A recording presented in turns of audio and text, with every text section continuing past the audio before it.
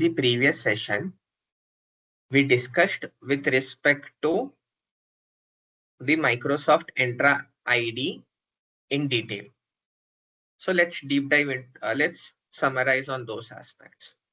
So Microsoft Entra ID is what was earlier called as Azure Active Directory. So within that, we saw something called as custom domains.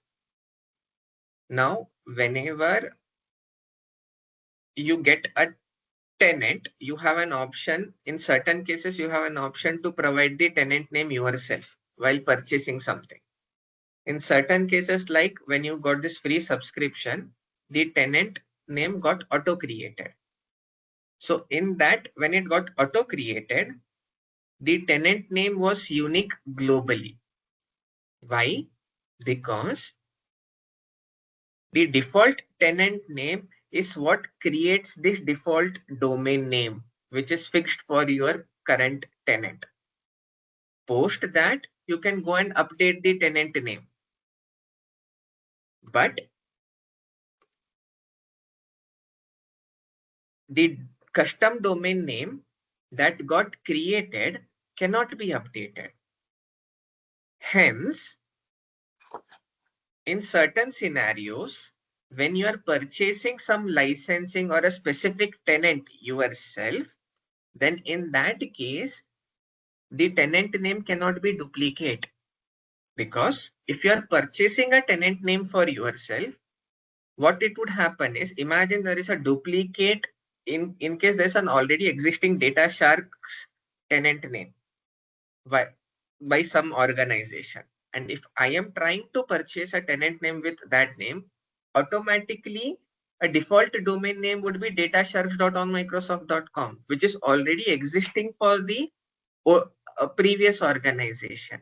Hence, in case if you are purchasing a tenant, at that time the tenant name that you have to provide must be unique, so that the default domain name associated with that becomes unique and does not clash with the existing one. Post purchasing it, then it's up to you to update the tenant name in the tenant properties, since now it is specific to your organization itself in the tenant properties. Then we took a look across the concept of users. In users, there are two ways how we can manage users. One is we can create new set of users whenever anyone joins the organization, or we can invite users from external domain like @gmail.com, etc. Now, how do we identify whether a user is an external user or not? It does not depend on the user type. There are two types of user type. One is a member and another is a guest. Just because if a user type is guest does not mean he's an external user.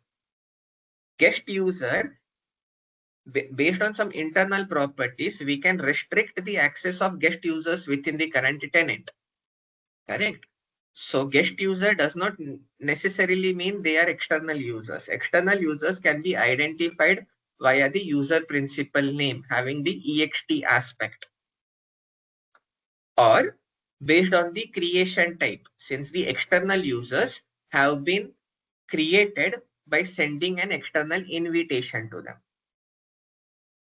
Then we also saw that in case if an external user, whenever we try to invite an external user, an email invite gets sent over.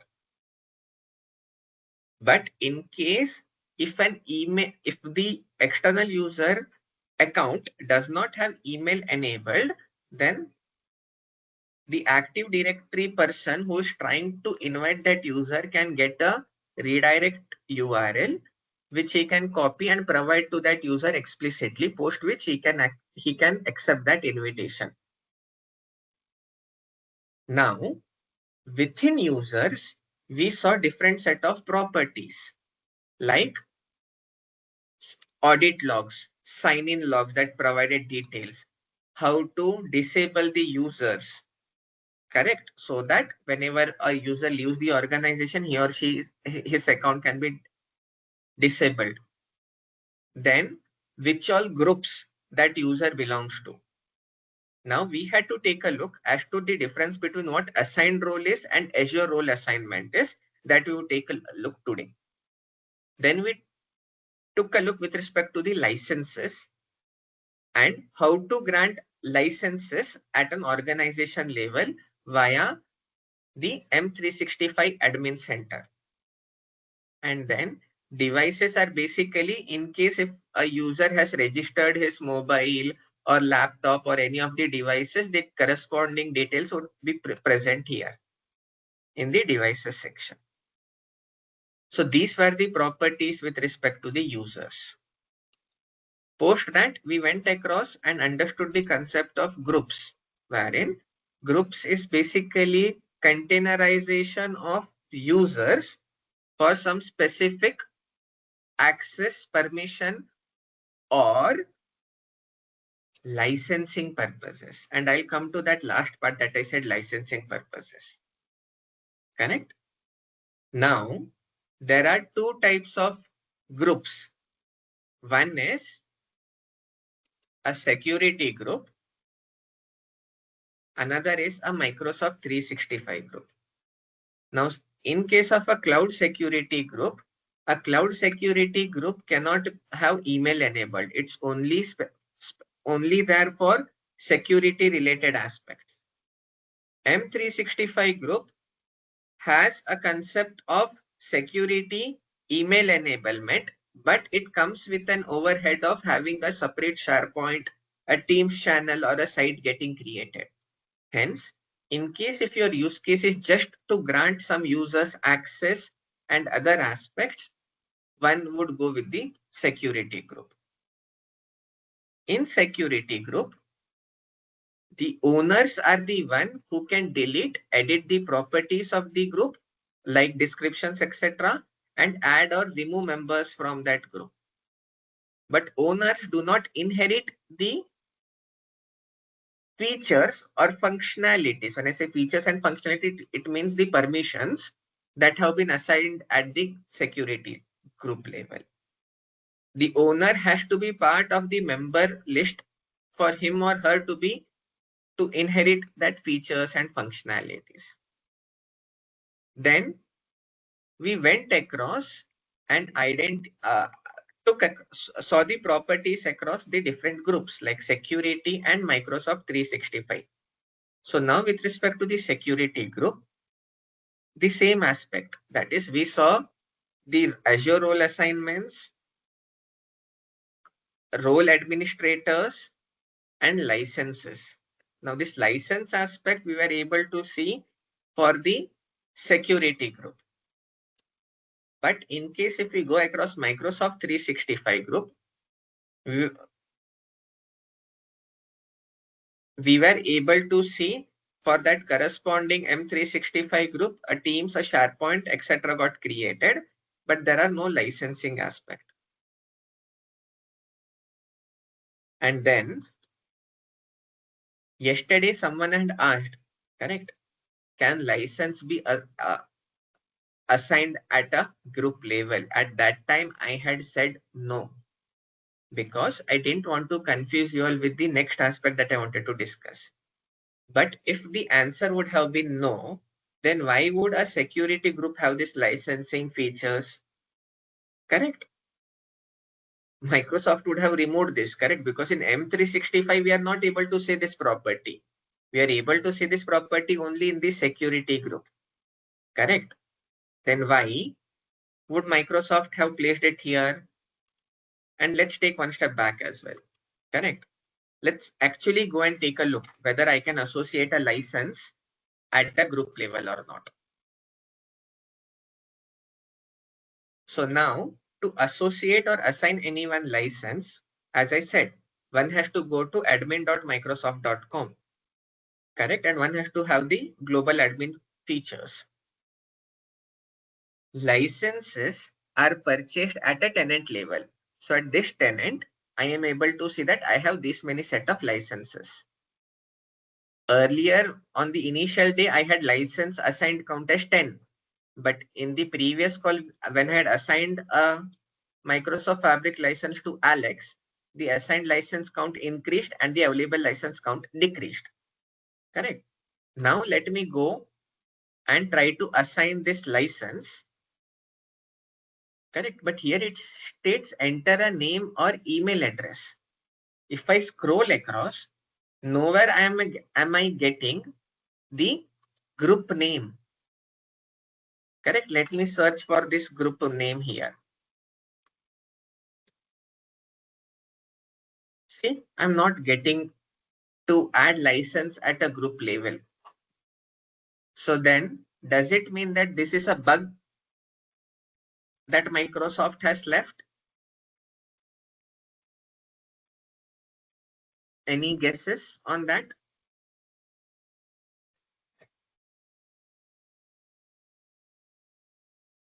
Team, you all can be vocal as well. It should be not a bug. Yeah, not a bug. Why? Then why am I not able to see groups while assigning the licenses? Licenses are assigned in the individual level. Correct. If they are provided at an individual level, correct, they are provided at an individual level. Correct. But then in the group, in the security group, why am I able to say this licensing aspect? Whereas in the M365 group, I'm not able to see that. And here, what does the licenses mean? Imagine in the security group, correct? I have 5 users, correct?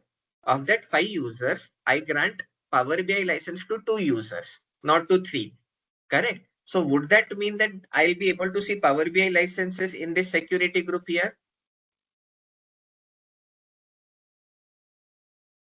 Technically not, but Then why it is here? And someone had asked me yesterday, correct? Can licenses be granted at a group level? At that time, I had said, no, it is tenants are purchased at, licenses are purchased at a tenant level and then they are assigned at an individual level. Correct. If that is the case, then why am I saying the licenses here? Because yesterday I didn't want to confuse you all with the next aspect of Microsoft Entra ID.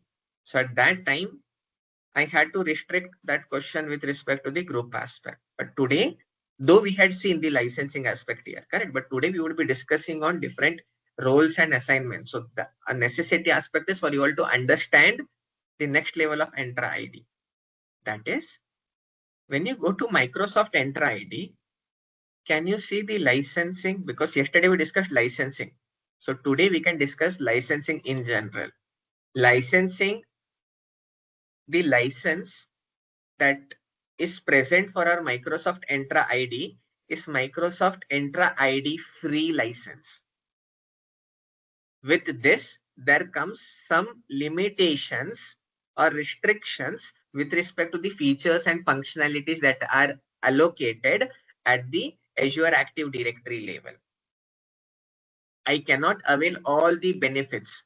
One has to be enterprise P2. There are licensing aspect at even Azure Active Directory as well. So one has to purchase that license to avail additional benefits.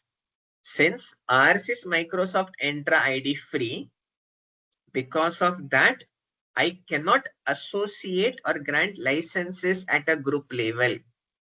In case if you have a purchased version of Microsoft Entra ID license, like enterprise licenses, then one can even grant licenses at a security group level, not M365 group level. So in that scenario, I can grant a license to a security group and all the users within that security group would inherit that license. But it's only at a security group level and not at a M365 group level. Because of that in the security group properties, we are able to see licenses, but not at M365 group. But in our current scenario, because we all have bought a free Active Directory license, we all won't be able to grant licenses at a group level. We have to associate it at a individual user level itself. Hope yesterday's discussion is clear with today's aspect. So there are multiple licensing aspects that are involved. This is the next level aspect. And this is not the only feature and functionality missing with respect to the Entra ID. I'll come to the next aspect as well in coming aspect. So licenses are purchased at a tenant level and they can be associated at a security group level or individual user level as well. Individual user level access is at all Entra ID licenses. Security group is for some paid license aspect, not available for Microsoft Entra ID, free license. Then we understood that, or we stated that licenses cannot be inherited across tenant. Meaning, if the same user is present across multiple tenants, a license associated in the current tenant would not be transferred or inherited into the another tenant. In every tenant, a license has to be granted explicitly because licenses lifespan is within the tenant level itself. And then in the groups, while creating a group, there is a concept of membership type. Here, if you see, when I click on the information symbol, I see that the options are select dynamic or assigned membership of the group. But here, the drop down, I'm not able to select dynamic. It's fixed to assign. It's the second limitation of the Microsoft Entra ID free license. For paid aspect, I can select the group membership type to be dynamic. What does this dynamic mean here? That's where we'll move to the concept of the users. If you all remember, while creating a new user, it asked me with respect to certain properties like city, country, state provisions, and other aspects, correct? Now, these are not mandatory, but these are beneficial for some automation aspect is what I had stated. That automation aspect is for creating or managing the dynamic groups that we saw. Now, what do we mean by dynamic groups? Let's state that I have my organization spread across different countries, correct? Let's say India, US, and Canada. Now, whenever a user joins the organization, his account would be created, and in the country, I'll mention India. Then I have a specific security group for Indian folks, for Canada folks, and for US folks. One way is I can manually go and add that user into that Indian security group. Correct. But imagine if I had multiple my organization across multiple companies, and daily there are 100 folks who join across different locations and 100 folks leave. Correct. It is a very manual task for me to first add the details here and then explicitly add him in that respective country security group. So to avoid those aspects, there is a concept of dynamic groups wherein I can add a property. When you click on dynamic, when you select that dynamic group, then you get an expression to write. Meaning on what basis should I auto allocate users into that group? So it is based on this user properties. So I can state that in case if a user has country India, add him into this group. So any user who gets added into the Active Directory as India, whose details are updated from some X location to India, he or she would be automatically added into the respective groups. These are the benefits of dynamic group. So dynamic group, as the name suggests, dynamically adds or removes users from the corresponding security groups. Any queries on that? But that And then where to add that? Yeah, where is that property of dynamics? Where to so add it now? when you go to groups, when you click on new group, correct? Uh, That uh, membership type, okay, as of now, it's default assigned because I have a free Microsoft correct. AD license. Uh, But here for paid licenses, you would get an option of drop down of dynamic as well. So once you select on so that, there you write a script or what? Or you have to Expression. select on that it's an specific expression. properties only. It's a property expression that you write, like country equal to India. Correct? And that's the same case with respect to C365 group as well. Because as I said, in case if I want email enabled, security group cannot have email enabled, correct? M365 group. And I want to send mass emailers to overall Indian folks, correct? Then that user needs to be automatically added. So for that, we have dynamic membership type. This is dynamic web group. So this covers some of the additional aspect with respect, some advanced aspect on the groups and users and licensings that we discussed today. Any queries before we move on to the next aspect, that is roles and administrators and enterprise applications?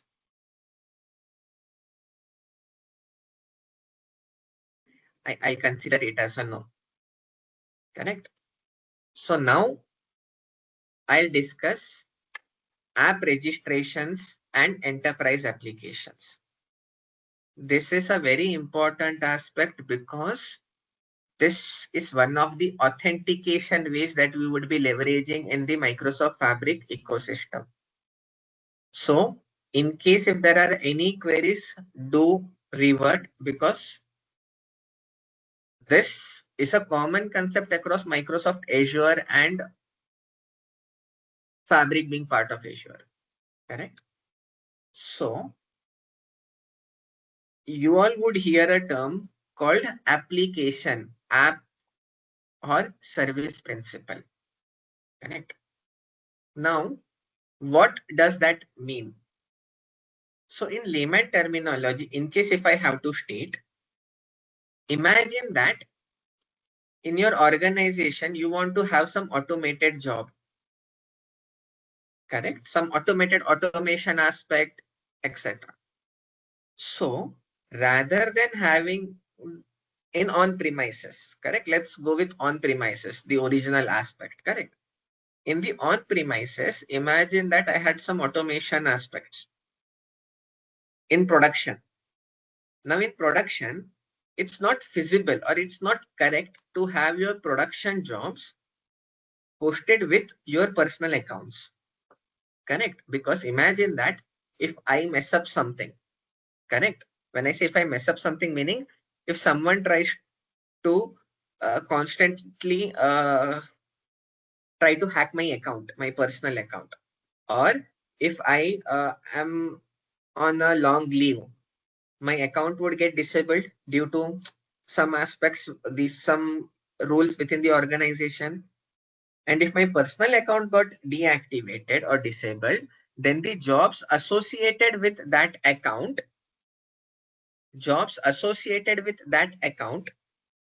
would start failing due to my personal account being disabled. Hence, rather than having a personal account being used across production jobs, in the on-premises, we had a concept called service accounts, wherein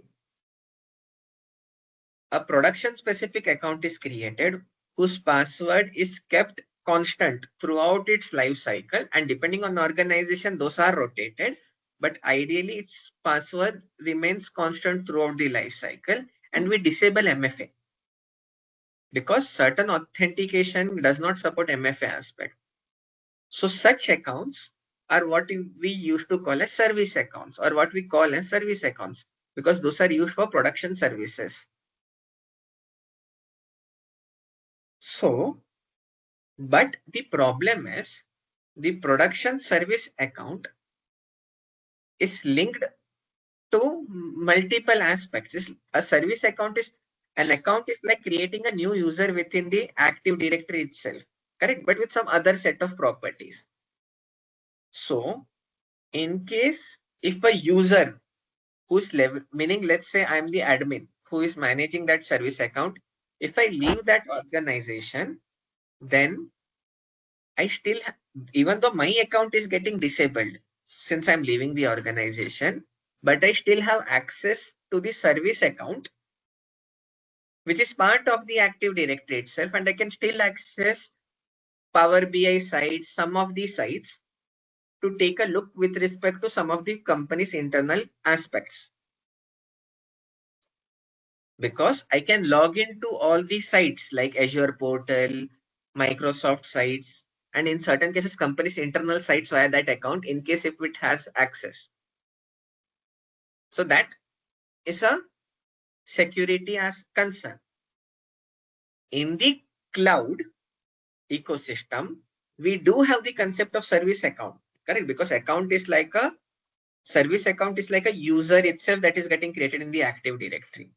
But in cloud, we get an additional feature called applications or service principals. So one can consider applications or service principals equivalent to service accounts of on-premises. But there is a catch. It's an application. Hence, it won't be able to access or log into sites like app.powerbi.com, portal.azure.com. Since it's not a Microsoft account, it functions similar to a service account, but it's not an actual account. It's an application in itself.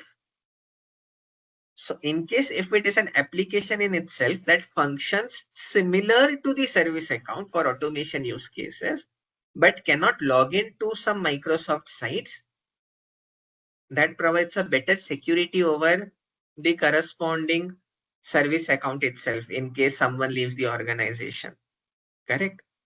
So usually in the cloud automation aspect, we usually rely on something called as applications or service principals for automation aspect rather than service accounts. Hence, this is a very important aspect to understand what this is.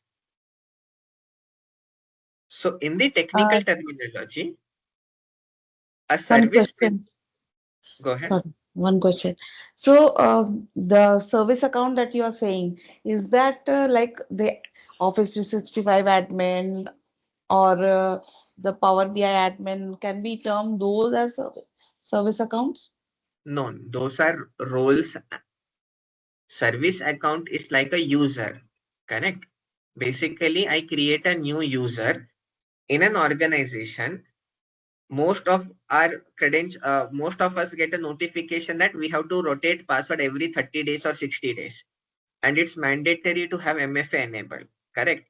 Now, Yeah. in case of automation aspect, you can't keep on clicking MFA, correct? Then it's no longer an automation. Hence, for automation aspect, we create a new user whose password is constant throughout its life cycle. And in some organization, they do rotate it for some security aspect. But usually, the service account is similar to it's a user within the Active Directory itself, but with certain properties like MFA disabled, password staying throughout the life cycle, and some other properties. Can you give me an example for service account? Like It's like, okay, let me take a scenario that I am writing an automation case, correct? In the automation, okay, I'll come to that, sir. Okay. Okay, so I have an automation case, correct? Currently, I am, let's say that I want to get a list of all the users that are present in the Active Directory, correct? Yeah. So this is some advanced aspect that I'm stating, which I'll also cover at the end of the bootcamp session as well, not today's session, at the end when we end Okay. this bootcamp. But in layman terminology, imagine that I want to automate and extract all the users from the Active Directory, correct? So Mhm. for that, Microsoft provides something called as some REST APIs. So now I want to, as I said, to automate anything, there are two concepts of authentication and authorization. First, someone has to authenticate. Authenticate meaning verifying your identity. Now, in Azure Active Directory, there are two ways how you can verify your authentication, identity. It is via enterprise applications that would cover in the next half of the session, or what we are currently discussing, the applications and the service principal. And second is via the users, correct? Now, imagine that I am using my own account. My own account is authenticating to the Active Directory, and then my account has access to the REST API, Active Directory REST API. That also which you would be seeing in the next couple of, in today's session, the roles and assignments, correct? So now I am authenticating when I'm developing locally. I need to develop some code, correct? It can be in Python or it can be in PowerShell, etc. Correct? Mhm. So there I'll authenticate via my personal account, correct? But imagine, and while authenticating, I'll get a pop-up with respect to MFA, correct? Because I'm first logging in. Once I logging in, it would go and hit the Active Directory, generate an MFA. Post it generates an MFA, I have to authenticate it manually, correct? But Mm. imagine that if I want to deploy this job on production in an automated way, Okay. can I use my account for authentication? No, correct? Because when it is trying to log in via my account, an MFA would pop up. So the authentication job is dependent on me to manually click it. So it's no longer an automated job, correct? It's still a manual Right. job. Right. Right. So to avoid these aspects, and as a user, my account cannot have MFA disabled just for the sake of one automation aspect, correct? Because I get emails, etc. and other aspects. So for that, what we do is we create a new user account within the Active Directory. And in that user account, we disable certain properties like MFA, password should expire, and other aspects. So in Mhm. that aspect, this account itself becomes like a service account. This is only used for internal service aspects and not other aspects. Got it. Clear? So Yeah. now under the user properties, if you all see, correct, there are different aspects with respect to authentication and enablement aspects, correct? Here I can state that the user need not have MFA enabled. I can disable his MFA properties. I can disable his password should expire in a span of X days. So in that case, that corresponding username becomes a service account, which we can use for automation purposes. But since it's still an account, correct, it can access app.powerbi.com, portal.azure.com, or internal company sites on which it has access to, since it's an account, correct? When I say it's an account, it means it's a username at the rate the domain name, correct? But with some properties disabled. So imagine that if I leave the organization, I have this service account, I have that username and credential with me. My account would be disabled since I'm leaving the organization, but I can still leverage that account. Since there is no MFA aspect, I can just use the username and password and still access the company sites or Microsoft sites, leveraging that account even if I have left the organization. So that's a security risk, correct? Hence comes the concept of applications or service principles. Nandan, one question before you go to app registration. Why are you saying it becomes a security risk? Because the same thing was there in on-prem also, right? It is similar to Correct. on-prem service account, right? Correct. Unfortunately, in on-prem, correct, there was no other alternative. Hence, there also there was a security risk. So Acha.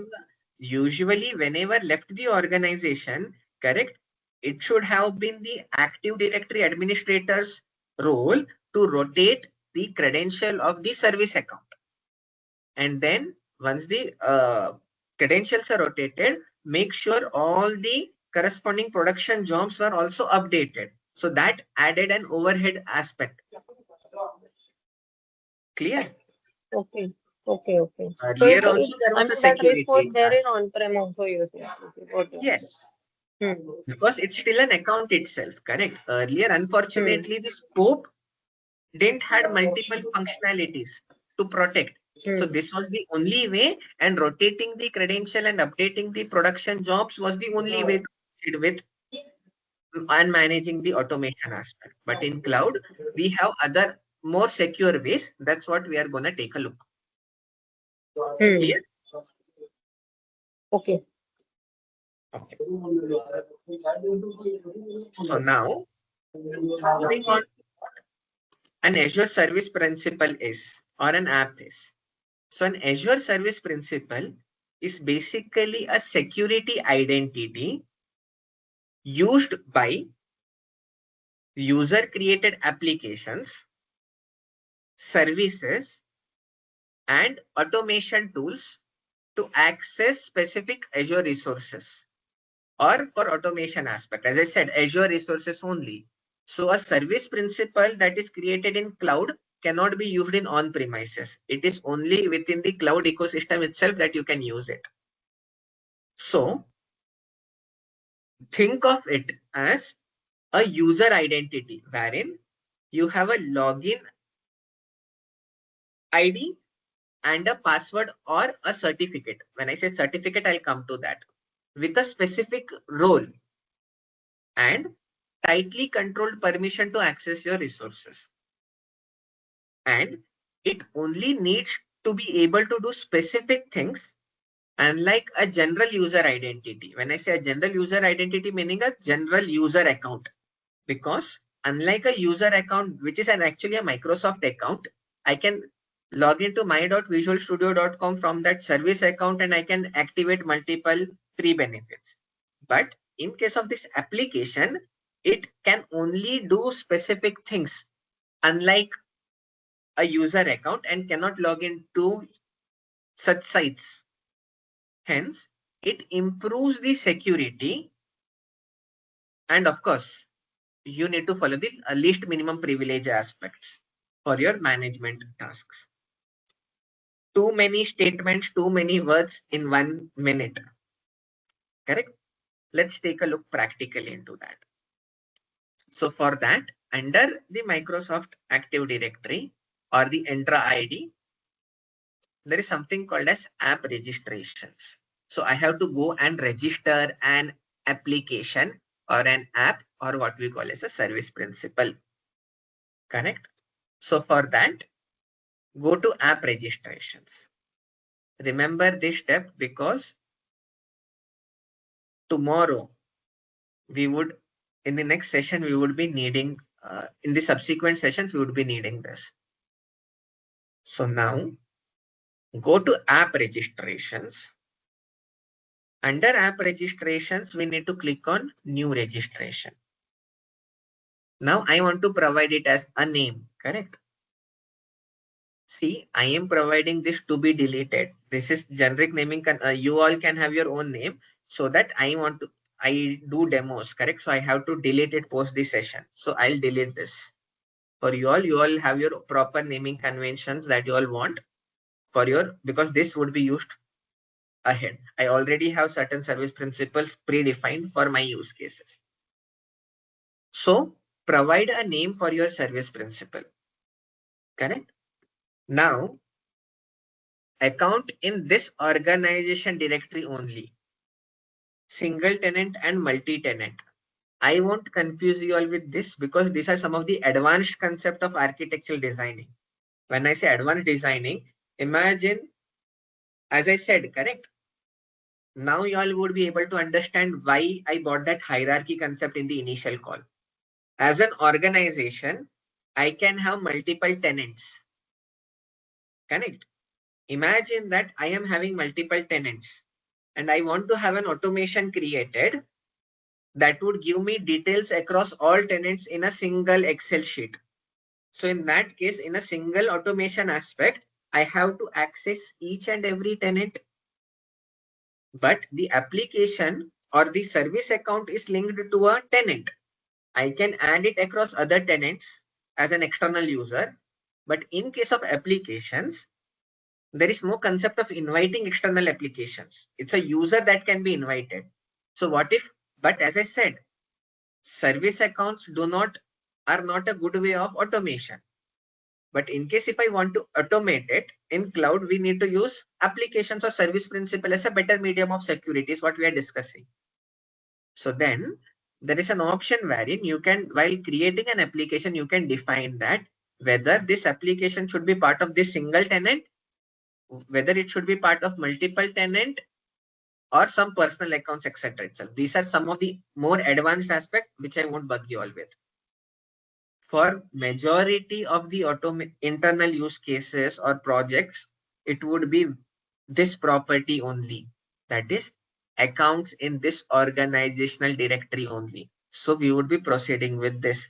But just remember that it is possible to leverage an application across cross-tenant as well, multi-tenant as well.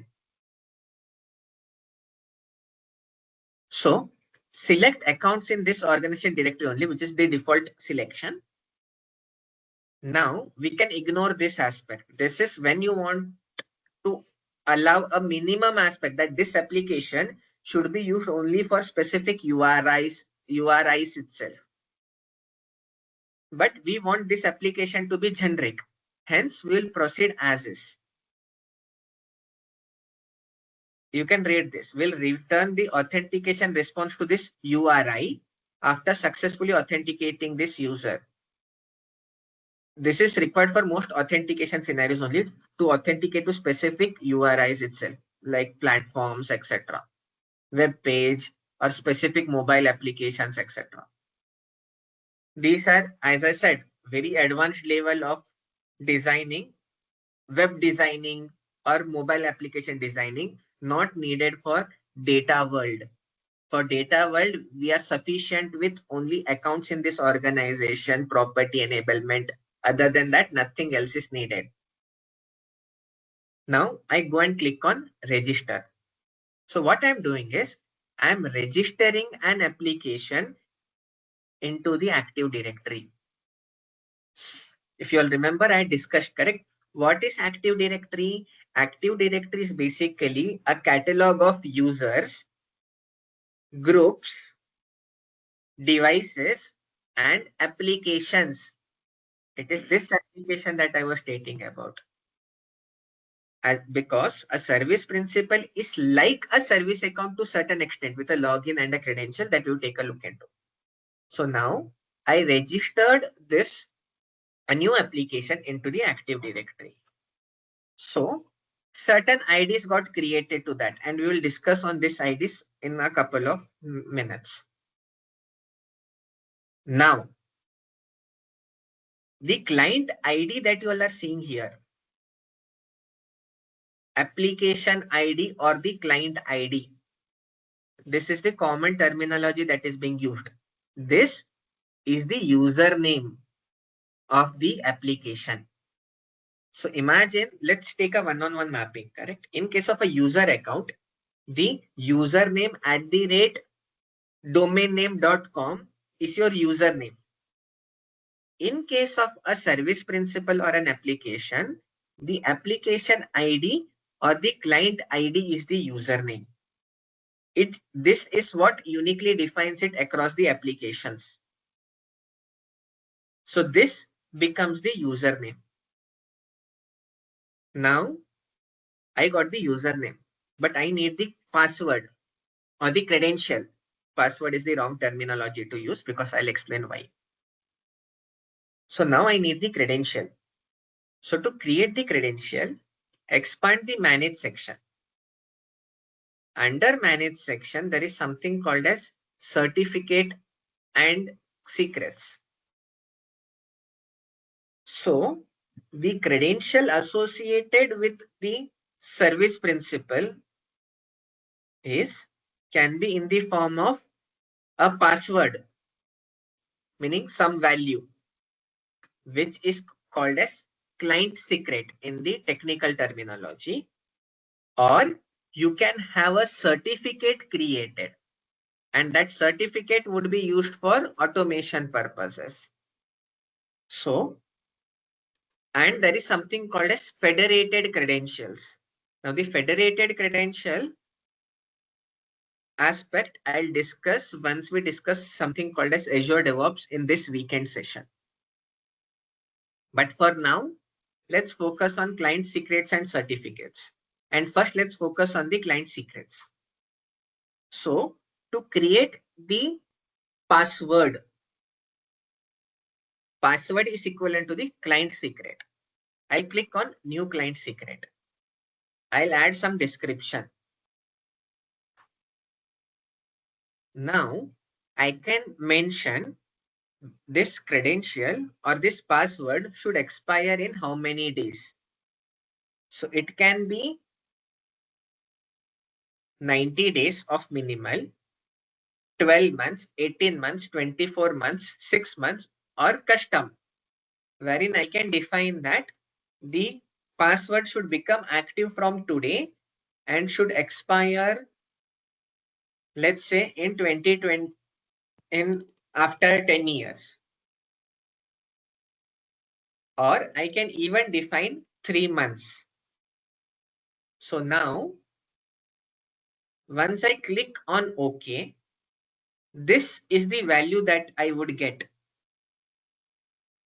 And this is stating that this is a client secret which would expire on 21st of August with this value. Now, you have to copy this value and preserve this within yourself. Because if I didn't copy it, and imagine if I refreshed this page, the password gets encrypted. And even I being the admin, the global administrator, won't be able to recover it back. So once the page gets refreshed, once the client secret is created, no one, even the administrators, cannot recover this value back. So while creation itself, one has to copy it and preserve it.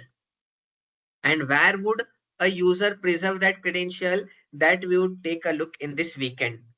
It's in a place called Azure Key Vault. In Azure, there is a concept, there is an offering called Key Vault. Key Vault, consider it as your bank locker, wherein you have the key, you can open the locker and preserve your secrets, credentials, etc. within that. So remember that once you create a secret, you have to copy the secret value at that instance itself. Once you refresh the page, it becomes encrypted. Even the administrators won't be able to get it back. So in that case, the only way is delete it or create a new client secret and copy it back again. But this is like a security risk, because if you can see, for the same username, I have two different passwords that are in an active state. So by chance, if anyone has this value, he or she would be able to do it. So usually it is recommended that you only have one active client secret and rotate it on a basis. See, now this would expire on 19th of November in 6 months. So before 19th of November, that is, let's say 2 weeks prior to 19th of November, create a new client secret. Update all the key vault and all the automation jobs with this latest credential, and then go ahead and delete the old one. So in that way, your jobs are not impacted and you have shifted over to the new client secret. But remember, one can have multiple client secrets associated with the same client ID, but that's not recommended. Any queries up till now?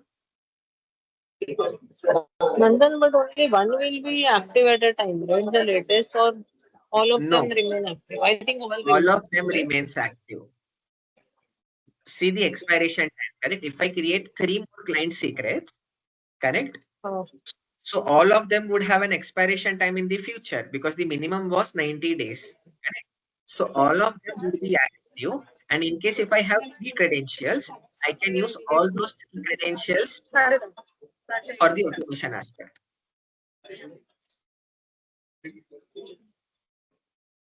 Clear? Nandan, yeah, Nandan, let's say it's a valid, right? Okay, but if you delete from here, right, it will be expired anyway or deactivated?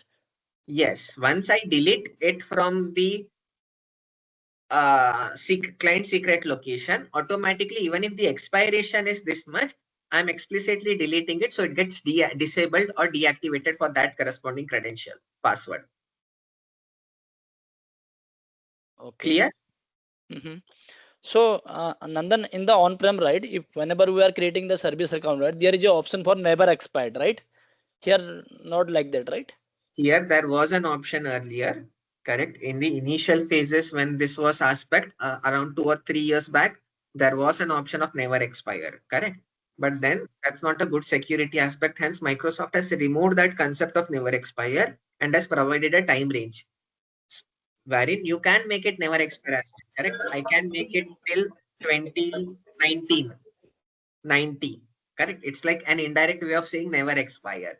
But rather than providing a direct option of never expire, Microsoft has provided a dynamic range. Clear? So Nandan, this is the difference of security between the service account and the client secret. Sorry, I'm hearing 3 voices. Can everyone go on mute once? Okay. Shweta, what was your query? So my question was related to the security difference between the service account and the app, which you mentioned earlier. So this never expires property is the difference, right, between the two? No. See, as I said, correct. Still, I can via the dynamic range that I showed, correct. I can still make it never expire, correct. Do you all think we all would be alive till 2090? No, correct. If I make the expiration time as 2090, correct, it's like an indirect way of stating never expire. The major difference is it's an application, correct? Okay, let me show an example again, correct? Let me create it again. So in the Microsoft Entra ID, I go to application registration. I go and click on new registration, correct? I add a user, correct? Let me add it as a service account demo. Then I click on register, correct? So now this is the username. Does it have @domainname.com? No, correct? Is this a Microsoft account? No, correct? So this, I won't be able to log into portal.azure.com. I won't be able to log into Microsoft internal sites or URLs because this is not an account. This is like an account, but not an account. That is the major difference. The concept of credential, see, even the service account, though we said never expires, I can still rotate it, correct? Similar would be the case with the service principal or the application. But the application is not a Microsoft account, and the properties, best example is you are logged into my.visualstudio.com to activate it, correct? But when you logged into my.visualstudio.com via your personal account, it first told you all to register it as a Microsoft account, correct? I could have leveraged that service account to avail the benefits. But since this is not an account, I cannot log in. So automatically it curtails the security aspects to internal aspects itself, to certain aspects. I hope that is clear. Got it. Ramesh, you had query.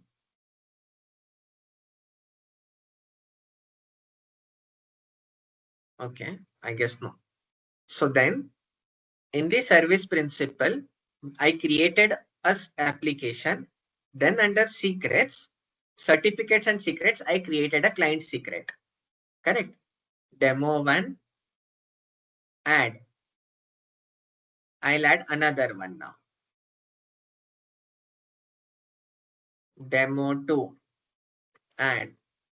Now, as you all can see, now there are two credentials, both of which are active. So I can authenticate this service account demo service principal either via leveraging this value or this value.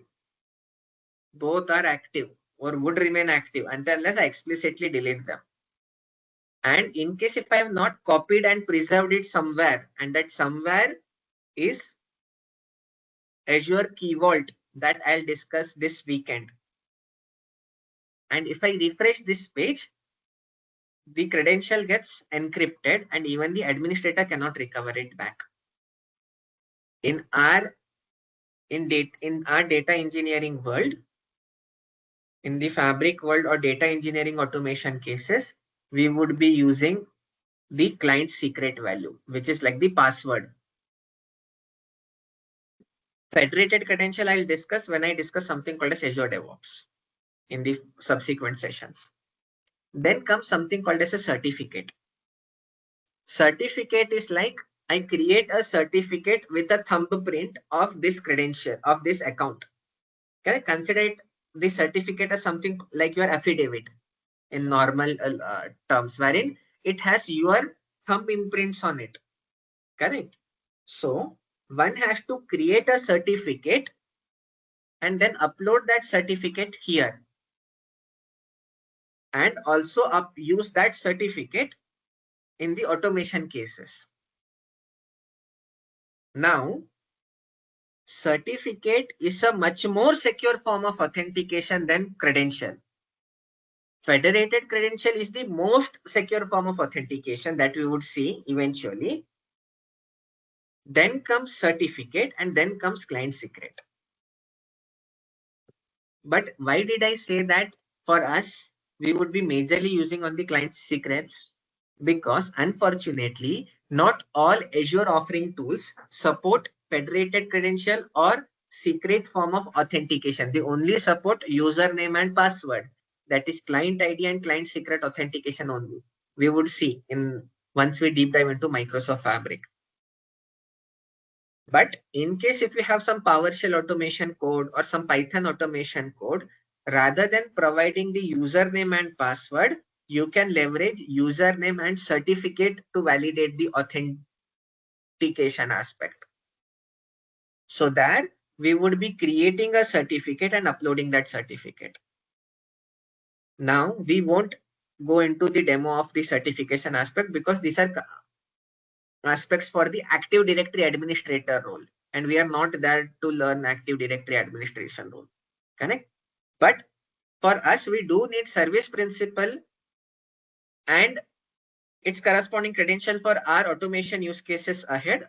For that, I'm showing this aspect. That is, you register an application initially and then create a client secret and preserve this secret. Initially, you can preserve this secret in your notepad or somewhere till the time we actually cover the use case of Azure Key Vault. Any queries up till now on this? On what service principle is?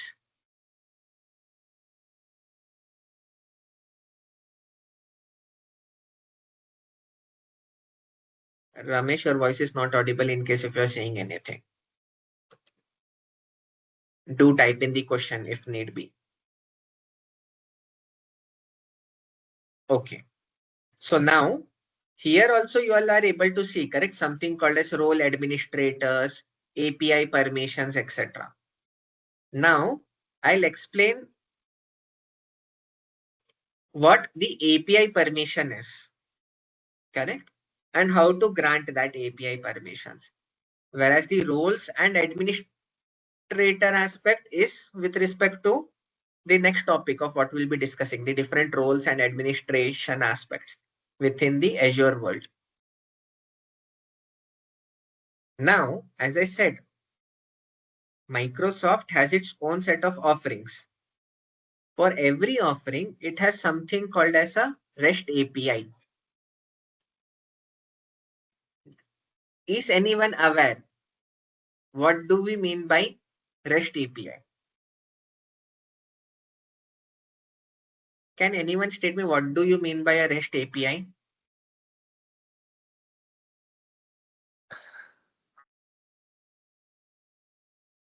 It can be used to access, I mean, in automations via so this is all UI based. So if you have to use it in somewhere in automation, then you use those REST APIs. Okay, so I'll say it's REST, partially correct. so REST APIs are like interfaces exposed by Microsoft to to be called so that you can connect to its services and draw information or update information. So they are interfaces exposed. So APIs which we can connect to for accessing and updating Microsoft services. Correct. So basically API stands for Application Programming Interface. Correct. So REST APIs are basically, I'll explain what REST means, are basically a programming interface between the Microsoft offering, or is a standardized way for software systems. At the backend, these are all softwares that Microsoft has created, correct, to communicate over HTTP protocol using simple URLs. So REST stands for representational state. So REST APIs are representational state application programming interfaces via which one can communicate such aspects via programming way. So remember the first use case that I said, correct? I want to extract the list of all users from the Active Directory. Active Directory, let's consider it as a software. So Microsoft provides a URL via which I can access the data, an interface. So that interface can be considered as a REST API. So in order to authenticate to a REST API, I can go and grant specific permissions. Like in add permission, you all can see, correct? There are multiple permissions. Like, let me take a simple one, like SharePoint, Dynamics C365, and some of the Azure components, which you all can ignore for now. Microsoft Graph, or you can create your own personal APIs, correct? And provide this service principal access to that API. So now let me proceed with the SharePoint API here. Now, when I'm providing permission, there are two types of permissions that are available: delegated permission and application permission. Now,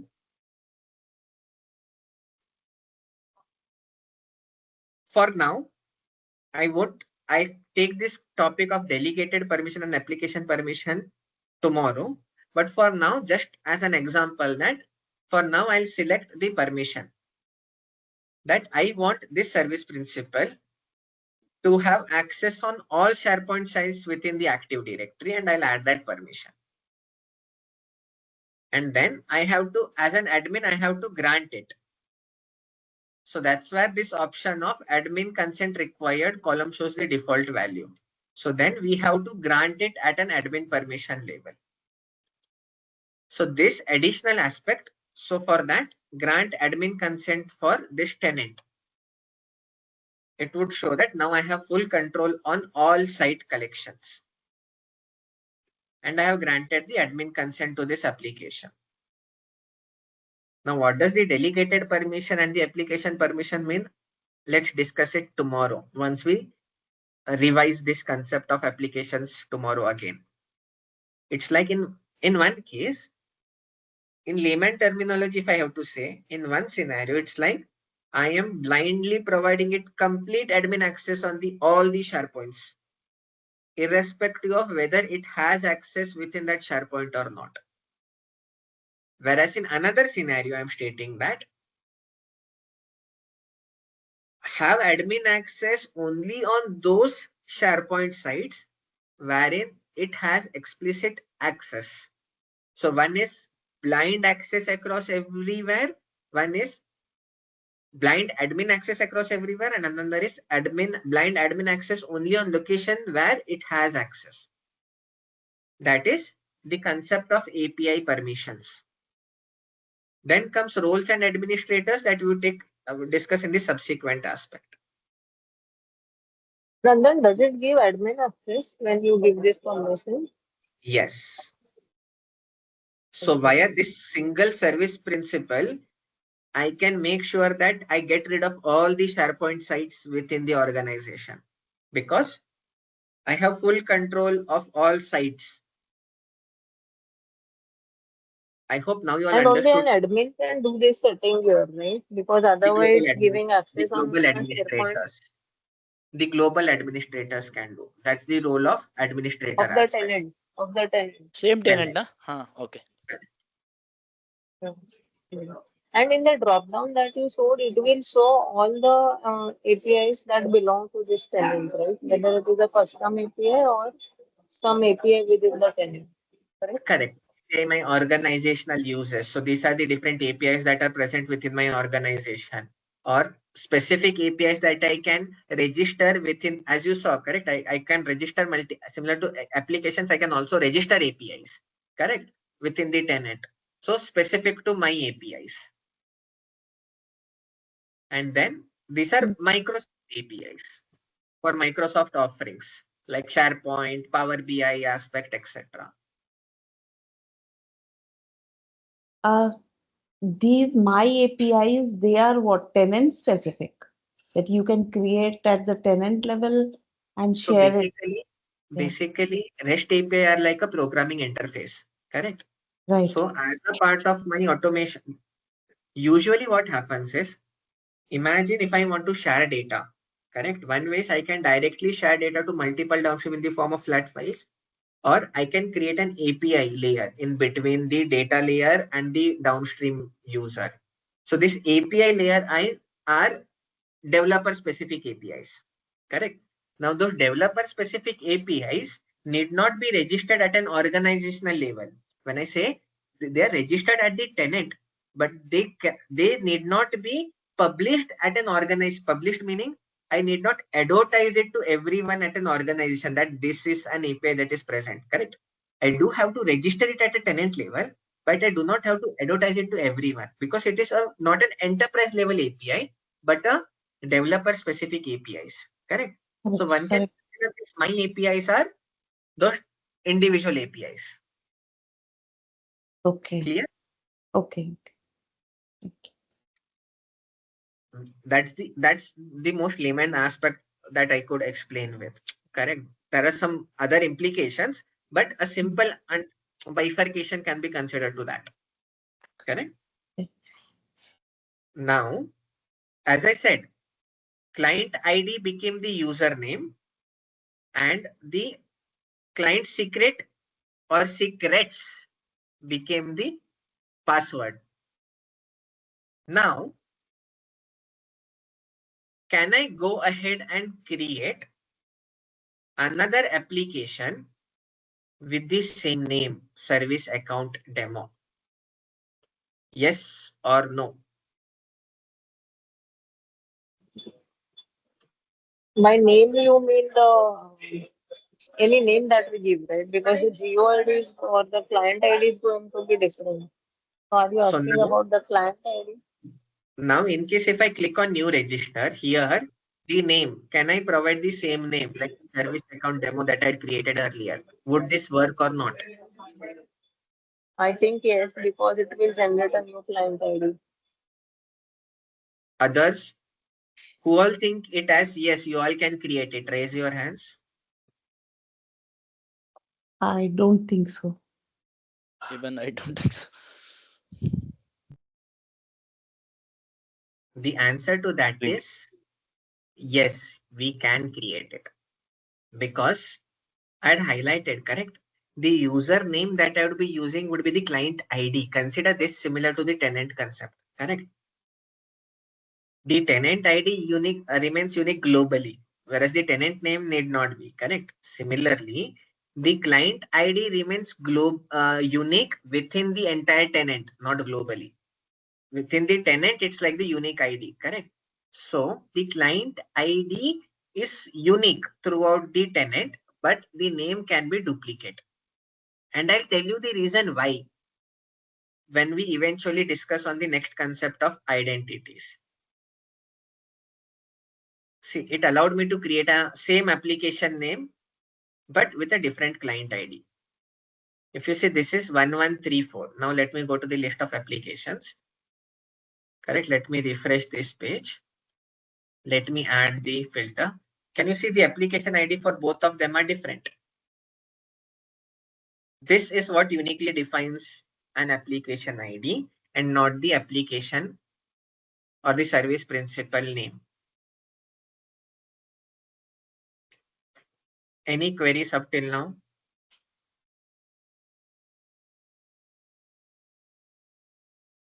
And why? Because up till now, no, we do not use the service principal name in automation use cases. We use the client ID. The client ID acts as the username and the client secret acts as the password for authentication purposes, not the username.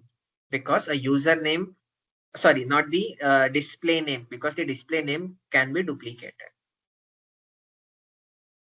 Hence, one has to leverage client ID that uniquely defines its authenticity, its identity. Similarly, like consider Aadhaar card. There might be multiple users with the name Nandan Hegde, but my Aadhaar ID is unique and my thumbprint is unique.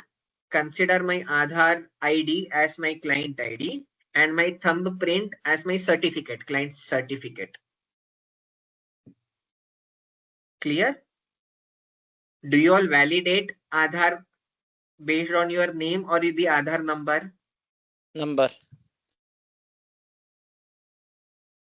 Number is always, remember, in any automation aspect across any cloud technology, never use a name. A name can be duplicated. Always focus on an ID as long as it provides you with an ID.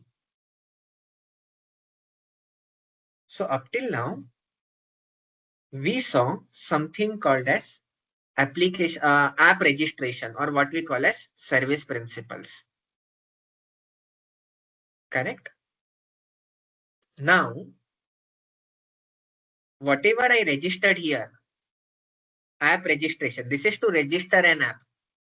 I can go and take a look into this enterprise applications as well. Now in this enterprise applications, correct, there are multiple application types. Enterprise application, Microsoft application, managed identity, all applications, etc. Agent IDs are basically with respect to this is the new one, which is still in preview. We can ignore this. I'll discuss these three in next sometime. Now the enterprise applications, can you all see here the service account demo that we created now popped up here.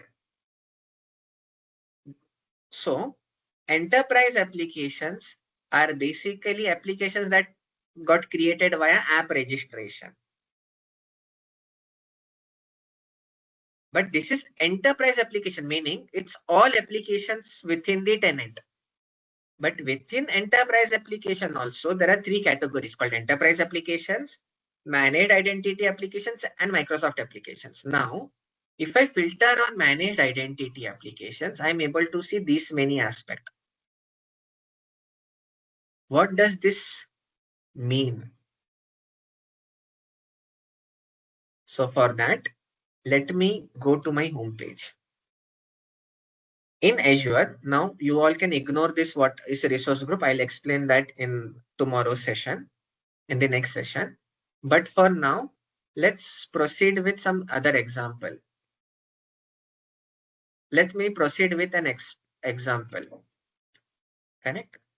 Let me go ahead and create something. This might be confusing because I'm not explaining you all what I'm creating, because the core concept that I want to explain you all is the managed identity. So I am creating an Azure component called Azure Data Factory. Correct? Let me name it ID.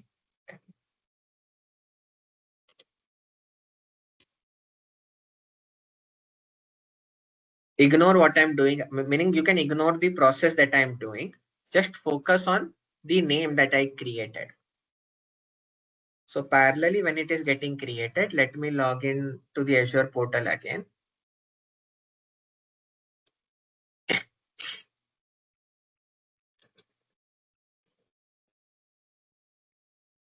Let me go to the Active Directory or the Microsoft Entra. Under Enterprise Applications, let me filter out on Managed Identities.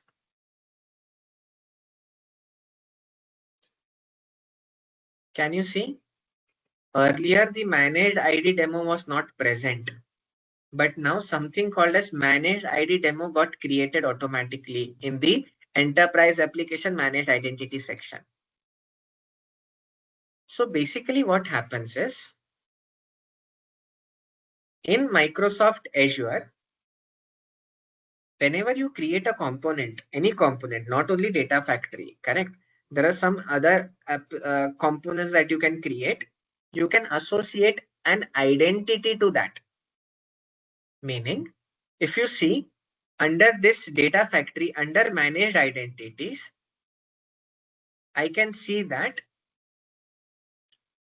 this Data Factory has its own unique ID, which is this one. And this is the name. And that automatically pops up in the Active Directory under Managed Identity Application. And this is the application ID for the same. Now, I created an Azure Data Factory with this name. Correct? But I can even associate Managed Identity to certain other Azure offerings as well. Like, let me go to a server.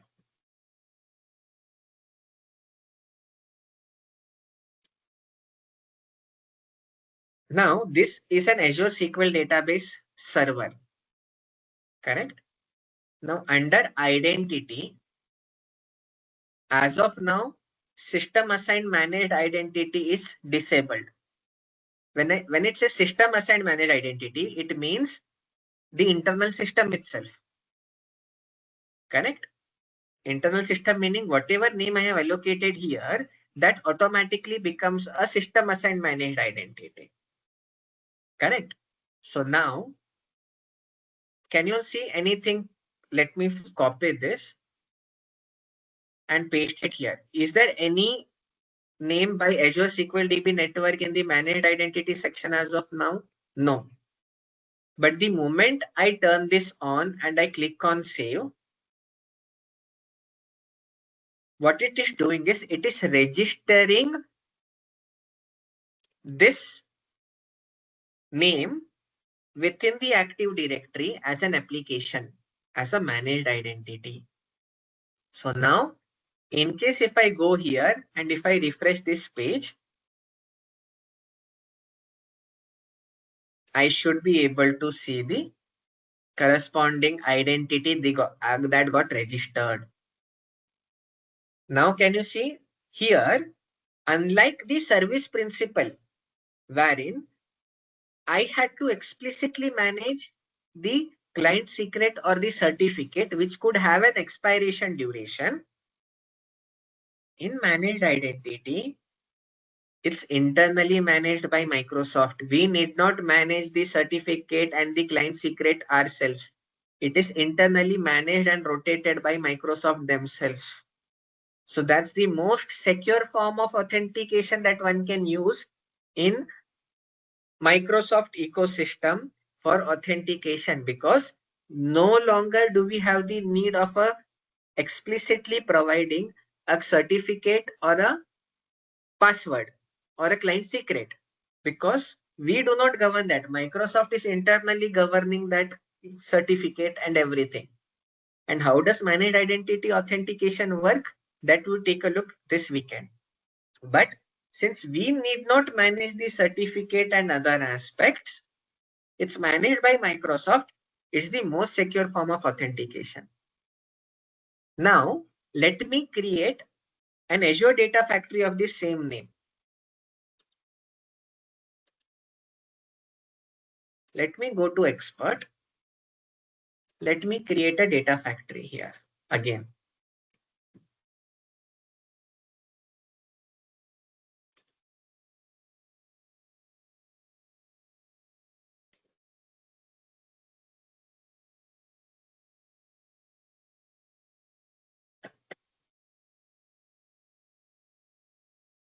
Now, while creating the Azure Data Factory, the data factory name has to be unique globally with respect to the list of data factory names.